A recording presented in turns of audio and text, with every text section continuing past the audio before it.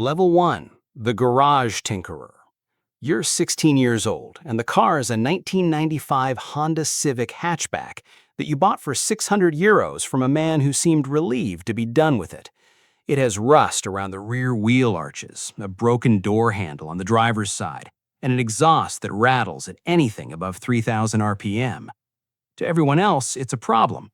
To you, it's a starting point. Your garage isn't really a garage. It's a concrete square attached to your parents' house that smells like old oil and contains a chest freezer nobody uses and a shelf of paint cans from projects that never got finished. You move the freezer to one side, you hang a single fluorescent tube from the ceiling, you drag the Civic in, and you start. You don't know what you're doing at first. That's important to say clearly. You watch YouTube videos on a laptop propped on a step stool because you can't afford a proper monitor. You pause the video, go do the thing, come back and rewind because you did it wrong. You strip a bolt and spend 40 minutes with an extractor kit. You reconnect a vacuum hose the wrong way, and the car idles like it's having a seizure until you figure out what you did. Every mistake costs you time, and occasionally money you don't have. Every mistake also teaches you something that no video can fully teach. The first modification is an intake, cold air. You spend 3 weekends researching which one to buy and 1 afternoon installing it.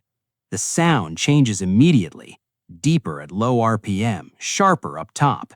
It doesn't make meaningfully more power, but it sounds like it does. And at 16, that matters enormously. You sit in the driveway with the engine running and feel like you changed something. You did, something inside you. The next modification is lowering springs. You watch every video available. You buy the cheapest springs you can find that get reasonable reviews. The first time you try to compress a spring without proper tools, it nearly takes your hand off. You borrow a spring compressor from a neighbor. You follow the process with extreme caution. You get the car on the ground, and it sits 15 millimeters lower than it did before. You drive it for an hour just to feel the difference.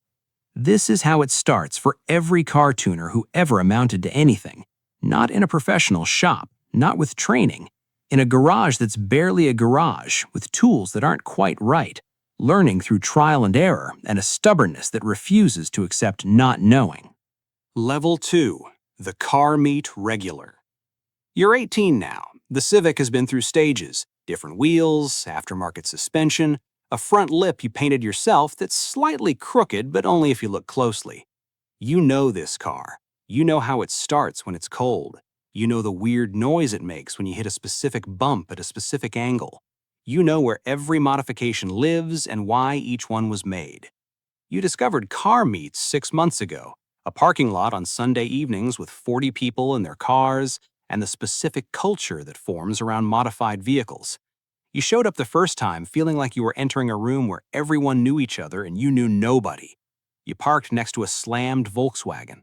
The owner walked over and looked at your car and asked about the suspension setup. You talked for an hour. The community teaches you things the garage can't. You see builds you've never thought of. You understand what's actually good work and what just looks good. There's a difference, and it takes exposure to learn it. Someone at a meet shows you that your wheel fitment is wrong in a way you couldn't see yourself. Someone else explains why your brake bias needs addressing before you lower any further. The knowledge transfers through conversation in a way that transfers through no other medium. You also start learning the culture's hierarchy. Cars are evaluated with an honesty that can feel brutal until you understand it's a form of respect. Nobody is polite about a bad build because politeness would be condescending.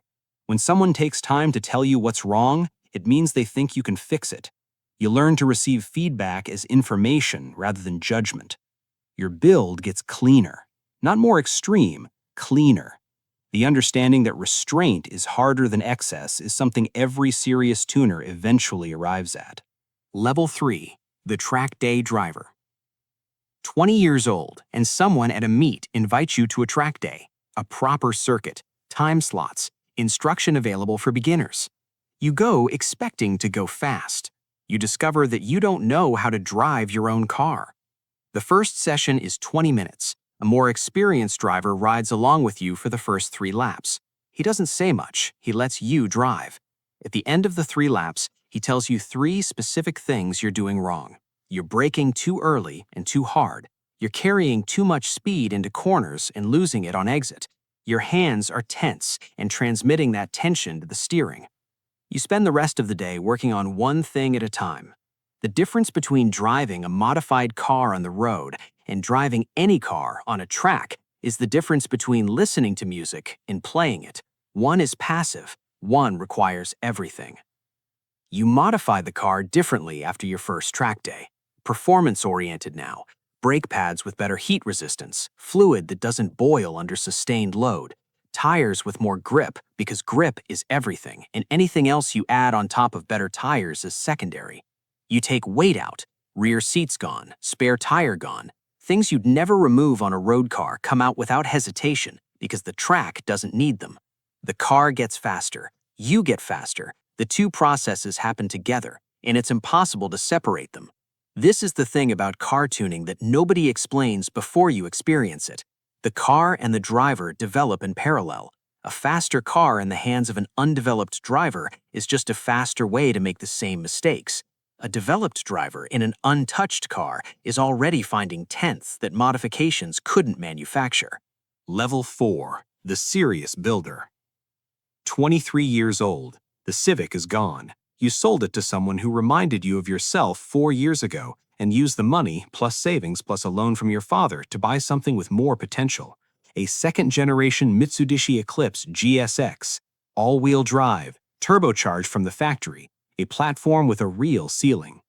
You build it properly this time, not because you couldn't before, but because now you know what properly means.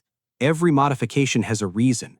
The turbo is upgraded because the factory unit flows insufficiently for your target power number. The fuel system is upgraded because more power means more fuel demand. The intercooler is upgraded because heat-soaked air loses density, and density is power. Every change connects to the next one. The system thinking that you couldn't do at 16 because you didn't know the system. You tune the engine management yourself for the first time. You borrow an ECU reflash setup from a friend who's deeper into this than you are. You spend 2 full weekends learning the software. The first time you make a change and log the data and see the result, you feel something shift in your understanding. The engine is a system of inputs and outputs. The ECU is the translator. Tuning is the process of making the translation more accurate and more efficient. You've been a passenger in this process until now. Suddenly, you're in the room where it happens. The Eclipse makes 300 horsepower on a conservative tune, on a dyno in a shop you respect, not a number you're estimating or claiming, a number with a chart behind it. You drive it home, and the 30-minute drive is the most focused 30 minutes of driving you've ever done. Level 5. The Known Name. 26, and you have a reputation in the regional tuning scene. Not famous. Known. Your posts get shared. People recognize your car at events. Builders at a higher level know your name because you've asked good questions and done visible work. You've started helping other people with their builds. Not professionally, as a favor or because a problem is interesting, or because someone trusted you with their car and that trust is worth honoring. You diagnose things. A friend's Subaru has been tuned by 3 different people and still runs rough under boost. You spend a Saturday with a laptop and a wideband sensor working through it methodically. You find a vacuum leak so small it took 3 tuners to miss. The car runs cleanly for the first time in 2 years. You realize that diagnosing is a separate skill from building. Building is understanding how things should go together. Diagnosing is understanding why they didn't. Both require knowledge. Diagnosis requires something beyond knowledge, a kind of pattern recognition that comes from having seen enough failures to understand what failure looks like. You've seen enough now. The pattern recognition is there. You build a turbocharged front-wheel drive build that reaches 500 horsepower at the wheels, on a platform not designed for it, with a traction management solution you developed yourself after the car tried to kill you twice during testing. The build gets featured in a Japanese car culture magazine that reaches people you've never met. 47 messages from different countries in the week after it publishes. Level 6. The Professional Tuner. 29, and you're doing this for money. Not only for money, but consistently for money, which is different from the before.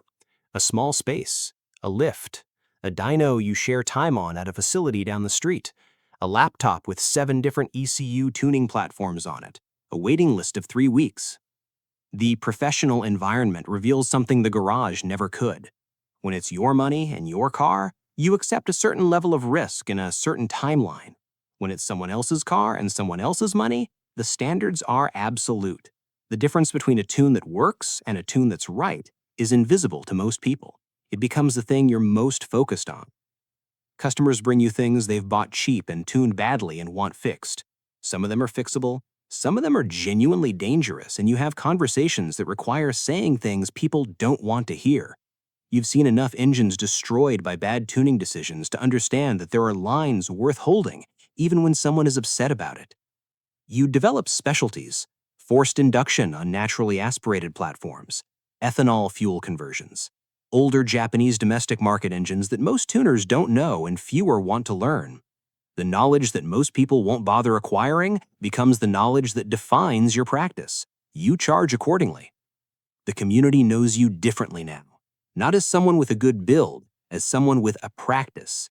The distinction matters. A good build is an outcome. A practice is a commitment to a standard of work across every outcome. Level 7, the respected shop. 33 years old. You have a proper shop now, 3 bays, 2 lifts, your own dyno, 2 full-time employees. One of them you trained yourself from someone who knew almost nothing. He's good now, better than you were at his age because he had you to learn from. The shop has a reputation that extends beyond the region. People bring cars from hours away. You've turned down builds that weren't right for reasons that weren't apparent to the customer. That's always a hard conversation, but it protects something more important than the revenue. Cars you've touched win time attack events. A car you tuned holds a regional record for its class. You also teach, formally now, workshops at the shop, technical seminars at car events. You write technical content that gets read by people learning the craft. The knowledge that took you 15 years to accumulate moves faster through other people because you're organizing it and transmitting it, rather than waiting for each person to discover it independently. This accelerates everything. It's the most satisfying thing you do that doesn't involve a dyno. The business side is harder than the mechanical side ever was. Invoices, insurance, VAT returns, equipment that needs replacing exactly when you can least afford it, staff who get sick or leave or need things. You solve these problems the same way you solved mechanical problems, systematically, with the assumption that everything has a solution if you understand the problem correctly. Level 8, the builder of legends. You're 38 years old and the car sitting in your shop is going to hold a world record. Not almost, it's going to do it. You know this because you've been through the math 500 times, because the components are chosen with no compromise, because you've tested and retested and understood every variable, because the driver is the best you've ever worked with, and you've worked with people who compete internationally. The car is a Nissan Skyline that has been stripped to its legal minimum and rebuilt around a purpose-built engine that produces power numbers that would have seemed fictional 20 years ago. You built the engine yourself over 9 months, not because you needed to, because no one else who builds them is going to know it the way you know it. Record day comes. The car runs. It's not the first attempt that sets the record.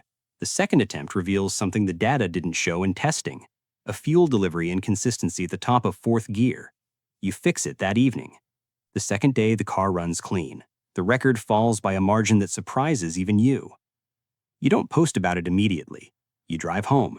You sit in the kitchen and drink something hot and think about the Civic in the concrete garage with the fluorescent tube and the laptop on the step stool. The distance between that moment and this one is almost impossible to calculate. And yet the logic of it is perfectly clear. Every step followed the one before it. Every mistake became part of the knowledge. Every car taught you something the car before couldn't. Level 9. The legacy. 42 years old. The shop has trained 11 people who now have their own practices. A car you built is in a museum of Japanese automotive history in Tokyo. You were invited to a global technical summit and you spoke for 40 minutes to engineers from manufacturers who build the cars you learned on. You still do the work yourself, not all of it. The business requires too much of you now. But the builds that matter most, you stay close to. Because the moment you stop doing the work, the knowledge starts drifting from real to theoretical. And theoretical knowledge in a tuning shop is a liability you refuse to carry. Somewhere right now, a 16-year-old is in a concrete garage with a used car they paid too much for and tools they're not sure how to use. They're watching a video on a laptop propped on something that isn't a monitor. They're going to do it wrong the first time. They're going to strip a bolt and feel stupid. They're going to get it right eventually and feel something that will point them forward for the next 20 years. They'll figure it out. Most do. Some of them will reach the level you reached. A few of them will go further, because they'll learn what you learned, but they'll also learn what you didn't. That's how it's supposed to work.